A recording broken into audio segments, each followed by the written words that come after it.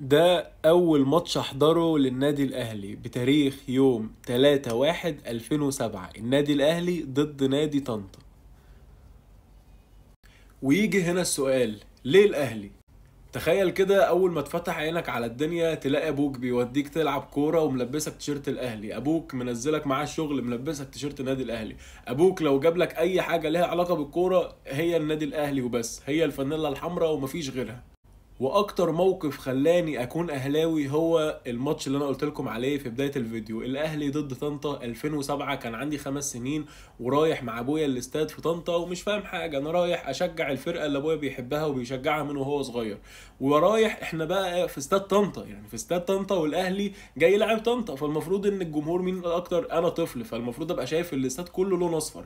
بس لا، حرفيا جمهور نادي طنطا قد كده وجمهور الاهلي مالي الاستاد، ده غير الجمهور اللي واقف بره، ده غير الاحتفالات، ده غير ان انت لقيت ابو تريكه في الاستاد. يعني انا دي لوحدها ابويا رايح علشان بس يتفرج على الاهلي وكمان يشوف ابو تريكه ومانويل جوزيه، وكان في اساطير حرفيا في الملعب. فمن هنا بدات الحكايه، واستنوني في فيديوهات جايه كتير عن ليه الاهلي.